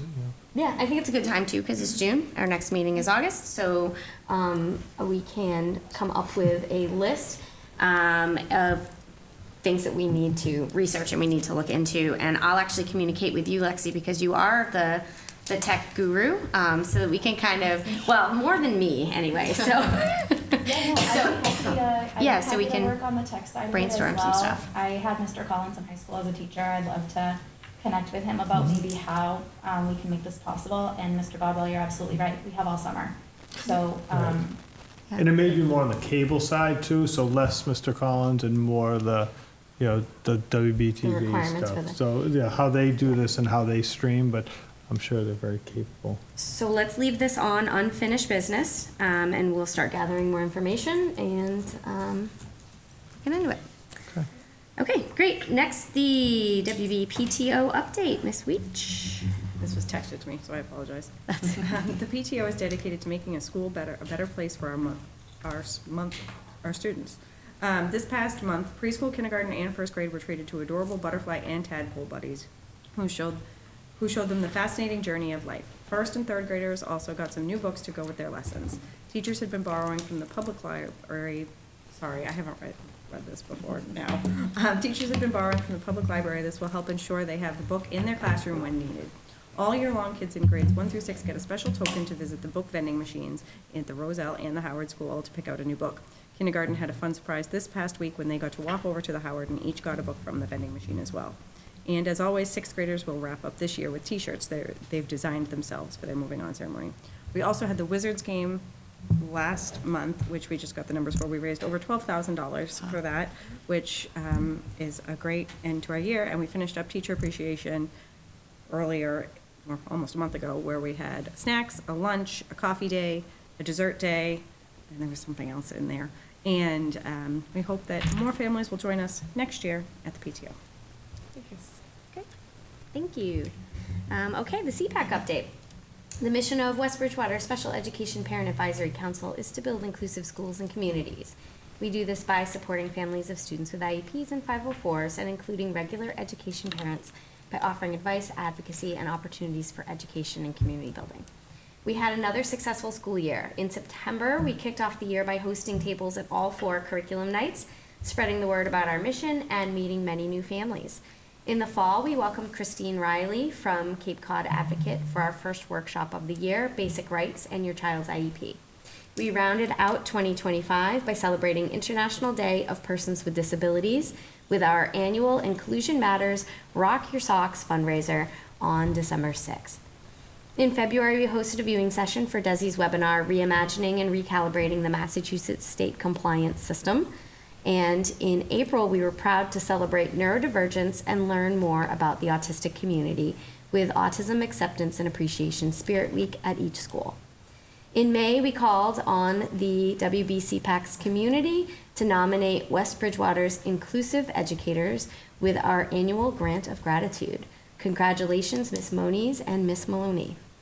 Now in June, we're calling on you as we wind down this year and start planning for the next. The WB CPAC is looking to you to get involved and help plan future events. If you'd like to help make West Bridgewater Special Education Parent Advisory Council the best it can be, join us at our last meeting of the year here at the Middle Senior High School Learning Commons, so right here, tomorrow, June 9th at 6 o'clock. To learn more about the WB CPAC, stay updated on events, or join our mailing list, please visit us on Facebook or email us anytime at wbsepac@gmail.com. Okay, moving on, unfinished business. The first item is discussion of the March 1st, 2027 budget hearing meeting date. Refresh my memory what we have to discuss. The 8th, I It's too think, much. is the regular scheduled meeting. Yep. I believe, and so I think when we looked at the timeline for getting information to the budget subcommittee members and the, reviewing it and then getting the regular committee, that'd be that last week of February, and then the budgets, I think the first would be the hearing date, and then the 8th, and then that would allow us the 15th to meet again if necessary prior to meeting with Board of Selectmen and Finance Committee. So I think we're looking to add the date to the first. Add the first as the hearing. Okay. I mean, I'm not opposed to it. Are we prepared to vote and add it to the calendar now? Do you want to hold it so we can look at our calendars? I have nothing in March right now. I don't even know what I'm doing next week. Okay. All right, so is there a motion to add March 1st, 2027 as a school committee meeting date to the calendar? Motion to add March 1st, 2027 as our budget hearing meeting date. All right, any further discussion? Okay, all in favor? Aye. Any opposed? So moved. All right, next item, district test score results. Mrs. Page and Mrs. Yanis. All right, I'm not sure, I think Mrs. Yanis might be up first, but she's going to talk about some MCAS scores. We presented information a couple times, so she's doing a little bit of recap and some new information. And then Mrs. Page is going to talk SATs and AP scores. So you just got to give me the look when I need to move it over. So we're seeing clear recovery and proficiency gains in our middle school math programs, specifically in grades 6 and 8. Elementary ELA, particularly grade 4, remains an area requiring more targeted intervention. And we have a high concentration of students sitting in the partially meeting tier. This isn't a failure, it's an opportunity to push them over into the proficiency threshold with the right support. Next slide. Grade 3 had their proficiency jump from 40% to 48% in 2025. However, the not meeting tier grew slightly, indicating a widening gap we need to monitor. The grade 3 math alert is we have a need here. Proficiency has dropped from 54% in 2022 to 36% in 2025. Grade 4, ELA has slipped to 28% proficiency with not meeting expectations rising to 20%. And math is mixed, but 52% of students are in the partially meeting, giving us a clear target group. And not to interrupt, but just to note that we are looking at an elementary math Yes. curriculum, so we're in the process of doing that. And part of that, some of our district scoring certainly can show some improvement. Next slide, okay. Performance remains steady in math and science in grade 5. Science is stable at 45% proficiency, and math is holding firm at 46%. ELA, we did see a drop in combined proficiency to 34%, and this is primarily due to students shifting downward into the middle tier rather than the lowest tier. Grade 6, math is a bright spot. It's shown growth since 2022, climbing from 24% to 45% proficiency. Even better, we cut the not meeting tier by more than half down to just 5%. Grade 7 ELA strengths show strong overall proficiency at 52%, up significantly from 30% in 2023, and we successfully moved students out of the partially meeting tier. Grade 7, 55% of students are currently in partially meeting, and this is territory for differentiated instruction to convert these students into proficient. Math and science, grade 8 math proficiency doubled since 2022, rising from 23% to 46%. Science also saw significant gains, rising to 34%. In 2025, our civics MCAS piloted, and it marks our new baseline year with an initial proficiency rate of 38%. It's just important to note that across the state, grades 5 and 8 are the ones that are the most tested. Yeah, grade 8's Grade 8 tested now is very 4 different heavily. assessments. Again, I know it's across the state, but it is a lot of test overload, especially when we're also using other assessments such as STAR to test students. So we want to try, it's tough when you get all these testing dates, and it certainly takes away from instructional time. So grade 7 leads the pack of top performers at 52%, followed closely by grade 8 ELA at 49%, grade 3 ELA at 48%, grade 8 math at 46%, and grade 6 math at 45%. And our SGP for the district, we're behind. I'm sorry. So our SGP for the district, our ELA average SGP is 47.5%, and our math average SGP is 52%. What's an SGP? I was just going to say. Student growth percentile. 50% is considered average. Grade 3 does not have growth percentiles because it's the first year they're tested, and there is no growth percentile in science either. I hate to ask for data, but is there a way we can see these graduating classes?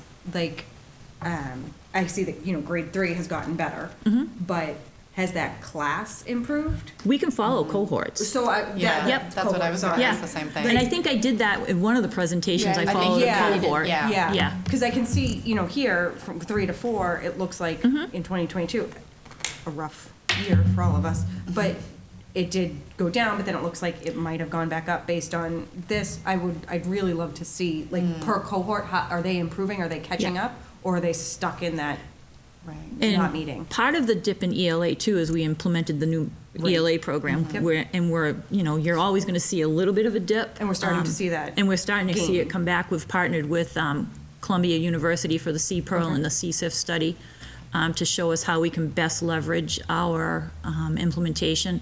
And I just saw today there is another opportunity through DESE for some more high-quality instructional material implementation support. So we can look at that as well. We're looking at new math curriculum, K-6, so we have a stronger connection between all the grades, more consistent vocabulary, practices.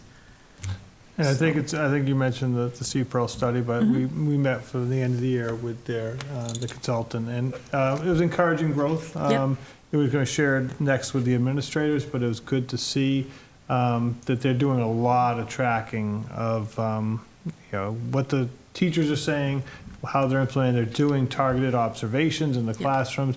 They're putting that data in there. So I think that is good because we want to make sure that we are effectively teaching the curriculum to the students, because that's where we're going to see the biggest growth. What criteria are you using to select curriculum? Like, where are you looking for the programs that you're considering? We're looking at implement the DESE Curate and Ed reports. Okay. DESE has the high-quality implementation materials that we use. Thank you. Any other questions? Can you go back to one of the slides? I'm just catching up now. Go back to the one that's labeled elementary proficiency trends 3 to 5. So is that saying that only 28% of fourth grade ELA is, what is proficiency? I can't see it. Proficient is meeting or exceeding. Okay. So that means if I'm looking at that data correctly for like the latest data, fourth grade is, 72% are not meeting? Same thing with math in grade 3, it looks like it's 64% are not meeting. Those just seem like very high percentages. I can't even see that. Yeah, that's another. You're looking at the correct? right numbers. That's yes. Okay. Yeah, and how many are sitting in the partially meeting too? Because that's a. Yeah, it was lumped together when I did it, so Yeah, we so- can break it down more. So that, those numbers are the meeting or exceeding, and then the partially meeting meeting. is kind of lumped down with not Yeah. meeting. Yeah. But so this is, and I understand, this is what, at the end of the year, they take this test, right?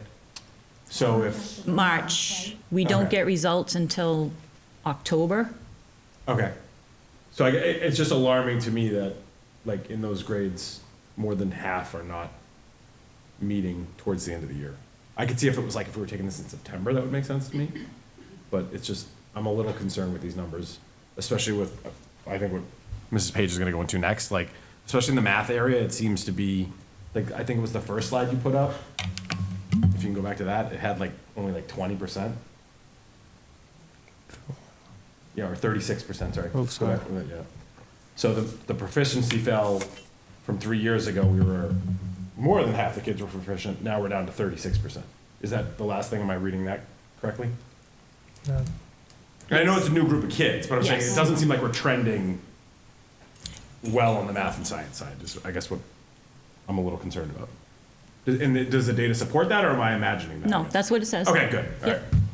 So I guess to Lexi's point, it's like, we're looking at the math curriculum now, did I hear that also? Okay, good, so like, it would be nice to see if in a year or two, this It data may not swings. go up right away when Yeah. we implement a new math curriculum. There's usually that little slump, but it will start going up Okay, with the new curriculum.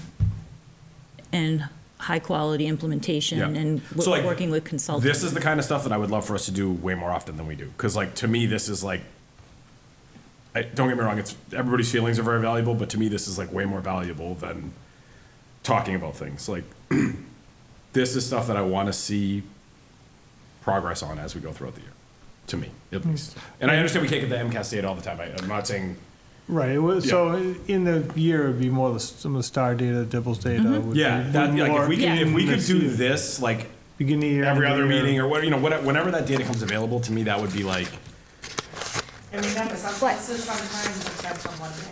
yeah.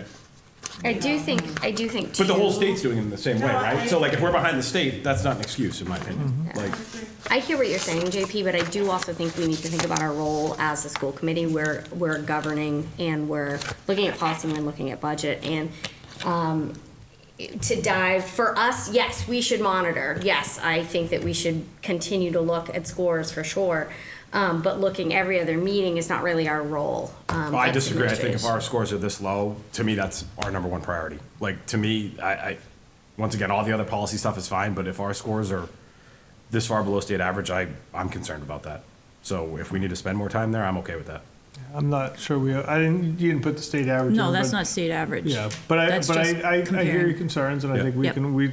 can, this is not something that we talk about on one day. We're always talking about, how kids are doing, how they're progressing.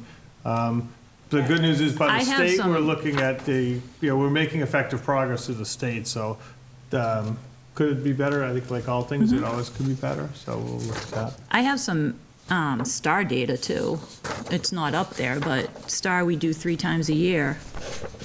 And some key takeaways is there's some strong overall growth, and the vast majority of students showed positive academic growth over the course of the school year. The average score increase, average student increased their scaled score by roughly 30 to 40 points between the beginning of the year and the end of the year assessments. Around 80 to 85% of students recorded a higher score at the end of the year than they did at the beginning of the year. And that was at Roselle. Howard, students starting the year with lower scaled scores demonstrated the most dramatic academic gains. Several students accelerated by over 100 points. Students entering the year already performing at an advanced tier did not plateau. The vast majority successfully stretched their performance deep into the 1100s and 1200s. Approximately 15.2% of students experienced a decline in their score. That's the whole school. Can you say that again? I'm sorry, I didn't. 15.2% of students, 48 out of the 315, experienced a decline in their scores. And the declines were very small, less than 15 points, which is highly typical statistically. It's a variance or a reflection of testing fatigue, which at the end of the year, they're doing MCAS, they're doing STAR, they're doing DIBBLES. Yeah, I think that's why it's important to compare this against state averages in other towns in our area, because I understand, but the kids in EB are doing the same thing. So if we're not keeping track with them, that's the kind of stuff that I want to know, I guess. Yeah, I think that's what I presented on the first time we did it Yeah. versus I state. think we did with state Yeah. averages, Yeah. yeah. And then I did cohort the second time. So the STAR data, do we review that at any time? Yep. The administrators do, Yep. yeah, and the teachers do, yeah. Okay, and that can be presented to us at some sort of cadence? I mean, it's the or- beginning of the year and middle of the year and end of the All right, year. perfect. As long as that stuff's on the agenda already, that's great. All right. Thank Great. you. Mrs. Page, AP Performance. Which one's first? I think AP. Oh, Geez, I printed it out, so I wouldn't be able to do that. So this, it goes back 5 years. We did the, it's dark over here. You can't, it's tough to see over here. And I would say for a small school, we have a lot of offerings for students, which I think is great. Here on the first page, which I think I see there, we have about 55% scoring a 3 or above in our last cohort. And then I wanted to choose a 44. I think the exposure to AP above all is giving those students the experience of a college course. If they meet the 3, they certain schools will accept that and give you credit towards. Typically, it's a humanities type of course. But regardless of the score, students going in, they've had a college type of course. If you go on to the next page. Can I just ask a Yeah, question you sure real quick on can. that one? Yeah. Why have our total administered exams dropped so much? Just kids just aren't Well, if you look qualifying. at 2026, there was 168 administered, so it actually went up 30. Yeah, but if I look back like 2022, it's 220, 222. Then there's a big drop to 180. Like we have the same amount of kids roughly then, right? We do, but a lot of time, it depends, access to the class. If there's conflicts, sometimes a student may not be able to take the course. Right. That's the downside of a smaller district. Sometimes they'll decide to take Spanish 5 versus an AP Bio or Chem. A lot of the courses, some of them, like chemistry, will run sometimes every other year for that reason. Is that just because of the number of kids needed to fill a class? You don't have enough? Correct. With Well, AP, out of 100 kids, you only have- we try to have at least 10. Right. But, if we have 7, we'll run it if we can. Okay. But a lot of times it comes down to conflicts in schedule. And that is, like I said, one of the downfalls. The biggest districts are able to have more sections of the AP courses. So I think it ebb and flows. Some schools have stricter requirements for students taking an AP. For us, we encourage all students to try an AP course. You're going to gain the experience. So when you go off to school, you may not get a 5, but you're going to go off to college and have that realistic experience. And when you're looking at the numbers, you're talking primarily juniors and seniors. Some of your sophomores may take Stats AP is typically statistics as a sophomores, sophomore. yeah. But still, when you're talking Juniors juniors and and seniors, seniors, just yeah. over 200 students. Again, kids are taking multiple, some only a single, but could be 2, 3, or maybe Yeah. even up There's to a 4. student hoping next year to take 4. Yeah, so it's still a high percentage of our kids are at least trying it, and that's been going back for years. The encouragement of kids to take a higher level course, and the expectation is they take the assessment at the end. Do all the kids take the assessment? Yeah, they're required. They're Oh, required they're here. There are districts that don't require it. Is optional. If they don't take the AP exam, they'll drop to honors credit. Okay. But I think some districts do that so that maybe their scores are better. So it's just those kids who want to take the higher achievement. I was actually that's where I was going with that question is you have your all-time high success rate, but it's also your lowest number. So are we getting more selective? Is that why our scores are going up? Like that wouldn't be a bad thing. I'm just curious if No. you just think it's random. Yeah, Okay. I think it's That's fine. random. We don't discourage if a kid wants to take it. We really encourage any student who's looking to go on to, Yeah. the college level to we really try to encourage them to take an AP. Can anybody Our- take the test who hasn't taken the class? Can somebody who's taking an honors class go, you know what, I know the stuff, they can't? No, Okay. no. You have to be enrolled in the AP. Our English has always historically been strong. Both the 11th and 12th gained the lit and the comp. Our Calc AB Definitely, we can have some improvement there, but when you see the AB subscore, that actually is in the Calc BC exam, but it's assessing you on all of the AB material. So it's almost like a second year of the AB within the BC, so they do tend to learn the material that second year.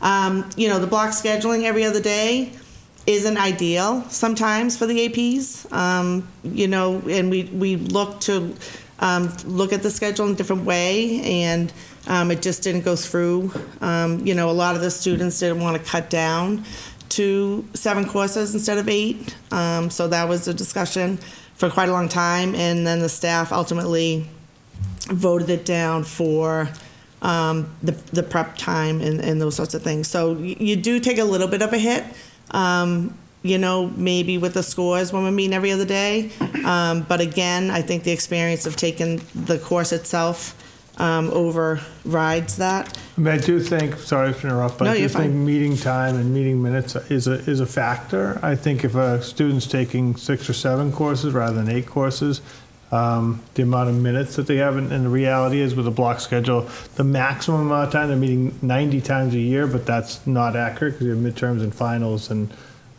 so it's not, the time they have, I think if we had a 7-block schedule, they took 7 courses, the amount of minutes would be significantly increased. We are one of the only districts that still has 8, and again, it was attempted to try to change that, but it did not pass. And it's Well, I think a negotiating lot of the humanities in the electives, the fine arts, technology, I think a lot of those teachers and students were afraid of, reducing to 7, that some of those programs may go away. But we'll look at it again. So just the Calc AB thing in particular, I guess, so I'm hearing in the elementary schools, we're looking at the curriculum. Do we look at the curriculum for these things when we see? It's the College Board, it's the curriculum Okay, but so I look back from previous data, 2022, 2023, the fail rate on that test was 65%. The following year, 72%. The following year, 63%, and now we're up to 83%. So that's 5 years worth of data where we've.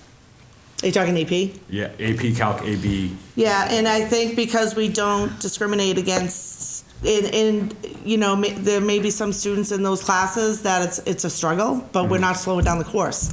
Yeah, I guess, so my concern there is I sat at the awards meeting, and I don't know what percentage of kids were honor roll, but it was a very large percentage. And then I see test scores like this, and there's clearly a disconnect somewhere of kids are getting A's and B's in our classes, but then they're taking a standardized test and failing at very high rates. Something's going on. I'd also look at the number of students in AB and BC combined. I mean, that's almost 30% of our, probably mostly seniors, mostly taking. So that's a third of our seniors taking an AP level. It's probably higher than normal. But my point would be, did 80% of those kids receive a C or below in that class? I'm sure they didn't, because your honor roll data you wouldn't be able to support that. So that's the kind of stuff that are we not challenging the kids hard enough so that we can give them higher grades, but then when they take the standardized test, they're not ready? I guess that's what the data is telling me. I'm being honest with you guys. Okay. No, concerning. You can, yeah. I think another thing to consider too is what is our goal when we offer AP? Do we offer dual enrollment? And I think that the difference is the AP exam is geared toward passing the exam at the end to prove that you have the skills. Whereas a dual enrollment course is to be able to have that college experience in and of itself. So I wonder if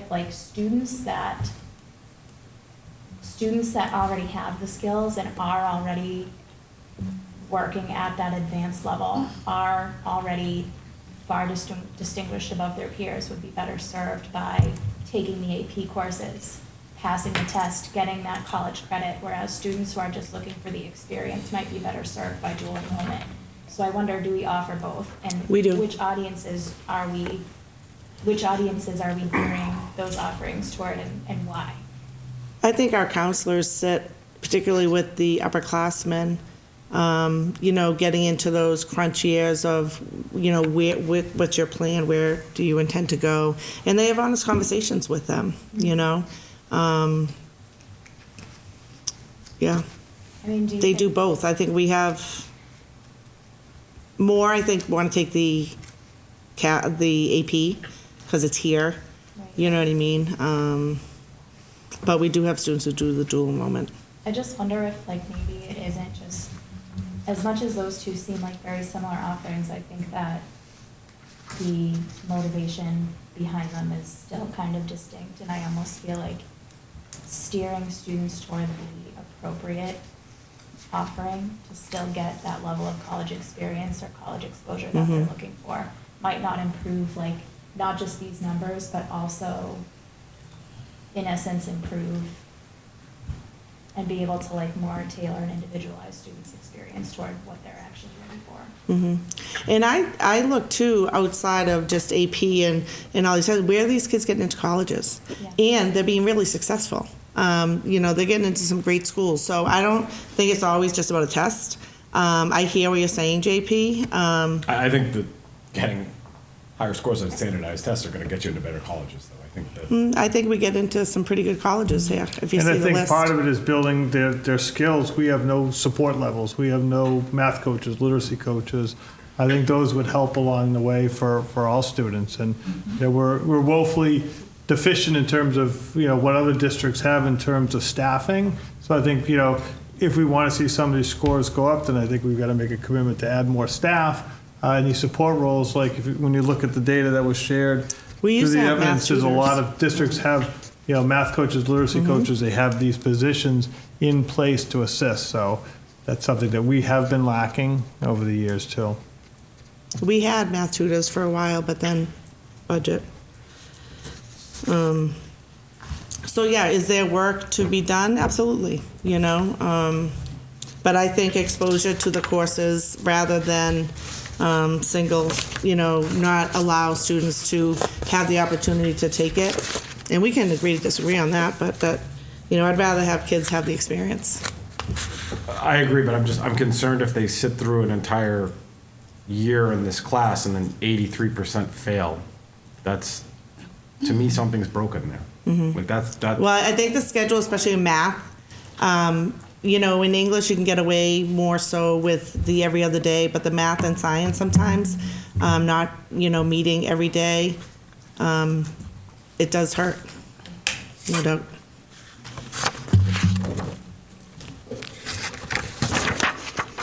Anybody else? Do you have, do you want to go through some of these? I think I kind of talked Okay. about them. All right, SAT performance. So the SAT, the College Board only went back for the 24-25. And, you know, in talking with the counselors, with Mr. Goulet and Ms. Myers, students, you know, some colleges are not requiring the SAT like they used to. So there was a huge decrease in the number of students that took the SAT from 24 to 26. But the meeting of the benchmarks have gone up, but, you know, less students. If you go to the next slide, Mark. So you'll see in 24-25, 44%. Now the benchmark for reading and writing is 480, and for math is 530. And if you meet those benchmarks, then what they're saying is that you're ready, you're college ready, to be able to go in and be successful in college. So you'll see on there, but when you go to the last, the comparative statistics, we had 64 students in 24-25 take the SATs, and this year there were only 36. Wow. Yeah, it was. Well, I think only, from what my research, it was only 5% of the colleges require it. That's what I mean. Yeah, so it's a so big it's only drop. the 95% And a lot of students, don't. those students who are taking the opportunity, which good for them, to go to Massasoit for free. They don't need to take the SATs, and then after 2 years, they can get into, you know, a college. But, you know, throughout the state in 24-25, 50,000 students took it in 24-25, and then in 25-26, 45, so 5,000 less took the SAT exam. And both SATs and AP are run by the College Board. And it's a yeah. business. It's Yeah. a business. Oh, for so I sure. think, so I think Yeah, for sure. But, those who are taking it, they're doing well on it. The counselors are talking to students to say, you should, if you're not quite sure where you're going, you never know, because it may limit you if you decide all of a sudden that you want to go to a school that, they require the SATs. But a lot of the students have, in their mind where they want to go, and if the SAT isn't, they don't want to spend the money on it. So. Any other questions? Any further discussion? Okay, thank you, Mrs. Page. There's not a slide on it, but we're on club fees. Oh, yes. Sorry, I didn't want to Okay, jump so right in. next item on the agenda is discussion on club fees with the budget subcommittee. Want to talk about this one? Yeah. I know you guys. Okay, so it was something that we had. Turn on the lights. Well, yeah, Yeah. I'm just noting how dark it is, like. Something that we have been discussing on and off for the last several months. So at our last meeting that we voted to increase the athletic fees. Yeah, I think so. And we had also established that clubs made up about 10% of the student activities budget. So it would be my recommendation that we vote to implement a student activities fee for clubs. That's 10% of the athletic fee, so an annual fee of $35 to cover costs to help cover costs associated with the various clubs. Because I know any club that exists needs an advisor, and the advisors all get stipends, and we want to make sure that we can still offer all these things to our students, without it being a huge hit to the budget. Is it $35? I missed. Did you say $35? That was my recommendation. Per club, or No, for my a year recommendation for would be as an unlimited annual clubs? fee. Yeah. It seems fair if it's about, I think it was 11% of the student activities budget cost center were for clubs and student activities. So same exact model, just a different. That would be my recommendation. Yeah, I think as long as it's equitable, if we're charging sports once, we should charge activities once. Yep. I just wanted to make If sure. we're charging sports multiple times, then we look at charging activities multiple times for sure. We could also implement a family cap of, say, Yeah. 70 like we do for Right. athletics. I like the 10%. I wonder if we should maybe ease into that because it's a first time. I feel like, I'm not saying $35 is a lot to hit people with, but I don't want to shock the student population either. So I don't know if we want to start with like a 25 or something. And I know Mrs. Grant had asked for it not to be 25 because it's the same amount as the parking fee, and it gets tricky with bookkeeping. I get that. Okay. To differentiate where the money's coming from the student families. But we did find out it can go right on however they pay online. So so that's good. So it's track, because we want to make sure tracking. That's why one fee is easier than for each activity they do, so. I'm certainly open to a No, different I amount. just- I just. What was the 10% number? Was it 30? 35. 35 would be 10% of the athletic fee, the annual athletic fee. I'll make a motion, we start charging clubs $35 fee, Any family cap? and the family cap of 70, is that what we do for sports? Yeah. Okay, and just to clarify, that's per club or Per year. per year? Yep. Per year. Okay. A second. All right. Any further discussion? Okay, all in favor? Aye. Any opposed? So moved.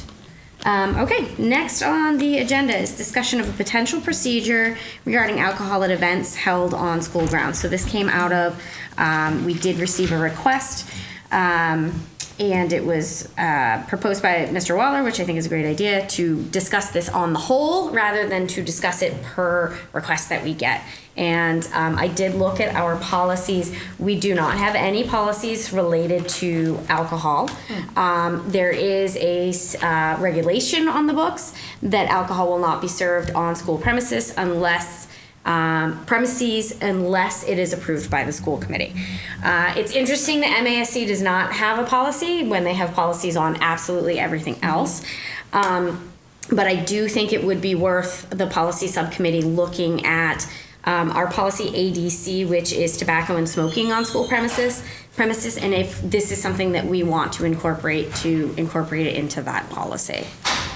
But I do want to kind of get the general thoughts on where people are leaning in terms of do we, blanket statement of we do not allow it? Do we continue to do it by request? I know we were all kind of I conflicted at will the say, last it discussion. is What are your- listed under the building use documents. There's a line somewhere about no alcohol unless it's permitted by the school committee. So that kind of created probably confusion. So we'd have to or look at that unknown. as well, Yeah. if that's something that we decide to do. I think an important thing to consider here too is we're a small community, right? This high school was a big expenditure.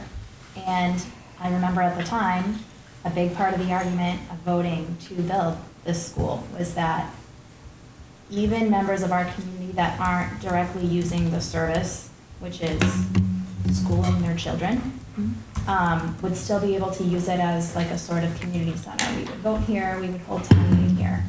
So I think that in the spirit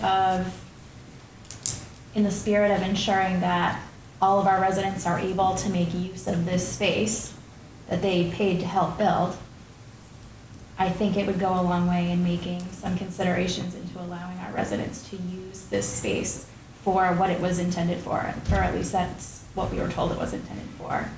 That said, I think it's obvious that there are considerations, safety, right, especially concerning our children and alcohol use. I think liability could be a big issue as well. But I think there are rewards. I think that there are opportunities for fundraising. I could see the boosters being able to have like a wine and paint night or something like that. I just think that it's worth considering. I don't think that it's the right move to just flat out no. And I just think that it's worth talking about it in a real way that isn't just dismissing it out of hand. Any other thoughts? I know with the YA, if you do anything outside, the police requires you make a beer garden and they come and rope it off and you have to have a detailed police officer. So Yeah, I think that that's also something we need to consider too, is talking to the PD in terms of what's required. I know that they do need to issue permits as well. Correct. And so if we do consider or continue to consider requests, then we need to kind of think about how that plays out for the next request, so that we're not, we're not figuring it out as we get the request. I wouldn't mind keeping it as something that we do discuss, like a policy that we discuss. I don't want to open it up and just have people have birthday parties and, but I'd love if somebody wanted to have a class reunion and they wanted to have wine, I think that that's okay. But I don't want to blanket yes, blanket no. I think that opens us up to problems on both ends.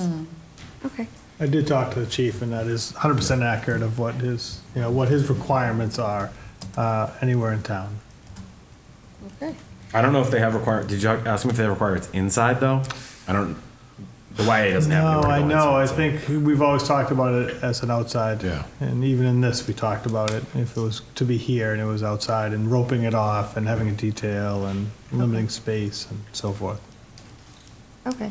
So I think I'm going to propose that the policy subcommittee do some research.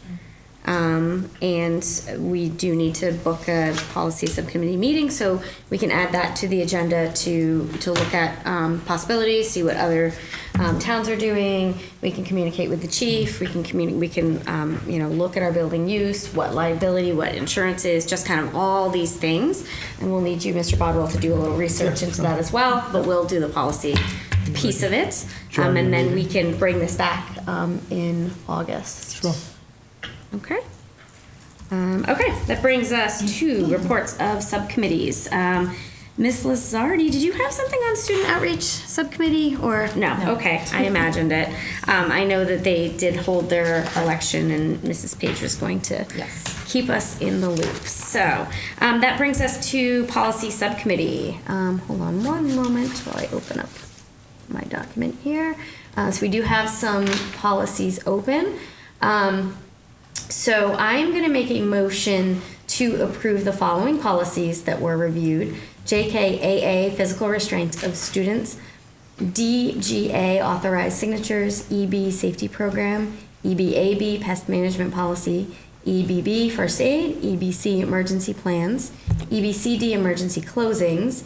EC, building and grounds maintenance. ECA, building and ground security, ECAB, access to buildings and grounds, ECAC, vandalism, ECAF, security cameras in schools, and EDC, authorized use of school-owned materials. Is there a second? Second. Okay, discussion on this? Can I ask about JKAA, because that one caught my eye? Yep. You guys rewrote the whole thing? We did not rewrite the whole thing, but yes, the MASC rewrote the entire policy. Okay. So we'll just start with JKAA. So MASC rewrote the entire policy based on regulation changes. The regulation changes happened last summer. They go into effect in August. So the new policy, I know we did have kind of a cheat sheet on there, but I'll run down some of the things.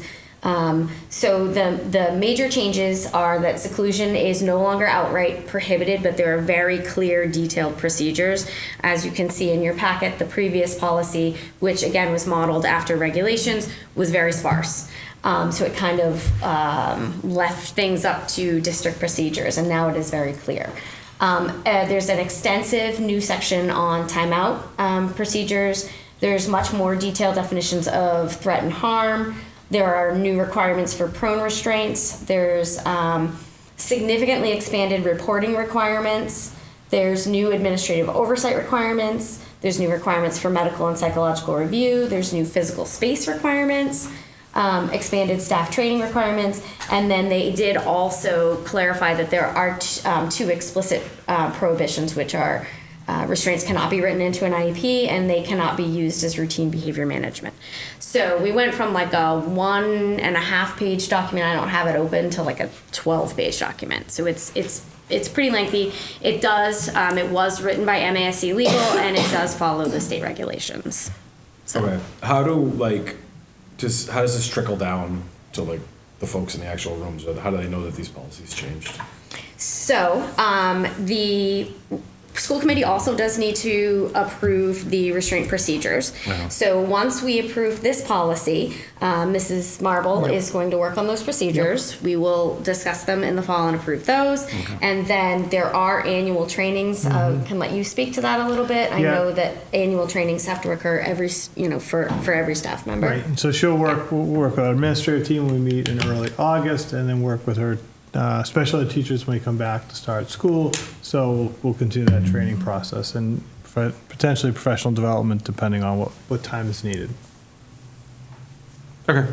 Just because I started reading through it and it's a lot. Yeah, so that's why I just wasn't sure how we let the people who need to know. Yeah, it's going to be a pretty significant professional development opportunity. It's not. I can't imagine it's just going to be a read the PowerPoint and check the box for this one, because it is a big change. In terms of the other policies, there were no changes to safety program, pest management, emergency plans, building and grounds, building maintenance, building and ground security, vandalism, security cameras in schools, and authorized use of school-owned materials. So the vast majority of them, there were no changes. We just reviewed them. We did send some questions to Mr. Bodwell, which we're going to include in the next policy subcommittee report, just so that we don't have to get into the weeds today. There were some minor edits to emergency closings, EBCD, and access to buildings and grounds, ECAB, but those minor edits did not change the content of the policy whatsoever. They were just little nitpicky grammatical things. Policy EBB, there was a small change related to content that the notification will go to the Board of Health for infectious disease versus the school physician. And then DGA was the policy we opened to include language regarding adding a backup signatory for warrants. And it's actually very timely because we did also just receive a memo from Christian Lynn's assistant town accountant that we do need to actually put in an alternate for signing of the warrants. So it was good timing on our part. Is there any questions on any of the policies that we had open? No. No? Okay. All in favor? Aye. Any opposed? So moved. And so that being said, as related to policy DGA, that now we do have it in our policy to add a backup signatory. Is there a motion to appoint an alternate signatory for the payroll and bill warrants? Yes, move to appoint JP Waller as the alternate signatory for bill and payroll warrants. Is there a second? Second. All right, discussion on this? I mean, I think. If anybody else wants to do it, they can, by the way. Well, we're the budget subcommittee, so I feel like it's appropriate, since I'm the designated signatory, to have JP be the alternate. Yeah. Hopefully, you won't ever have to do it. You go down once a week, right? I do. But I do know there have been a couple of times, and though I believe Maureen drove it to your house at She did one one time point, when so I my think we girls need were to have sick. some better. Yeah, so, okay, any further discussion on that? All right, all in favor? Aye. Any opposed? All right, so moved. Moving on, we don't have any, oh, actually, is there a motion to open the policies for review at the next meeting? I'm happy to make the motion if I'm looking at Motion it. to open the following policies. Okay. Do you want me to read them? Yes, please. AC non-discrimination policy, including harassment and retaliation. ACR non-discrimination policy, including harassment and retaliation. Wait, it's the same. It's the same thing, yep, Okay. yep. ACA non-discrimination on the basis of sex.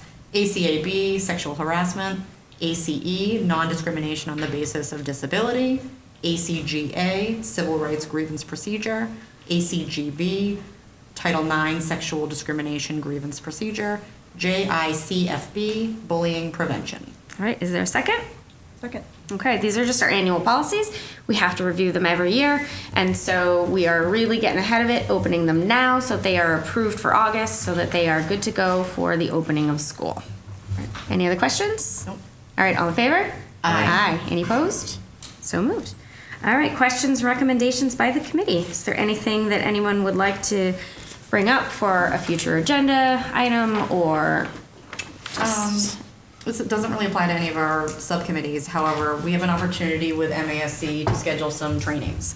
And where, I'm the second most senior member and I've only been here for 2 years, I feel like it might be a good opportunity for the committee to strengthen some areas. Per MASC, they kind of thought 2 areas where it would be good would be the roles and responsibility of the school committee and budget. And so they said that they have openings in August, and so maybe we can just figure out whether it's via email, pick a few dates that I could then share with that's a great them to have us all come in for the trainings. And we can come and join for trainings without it being an open meeting violation, so.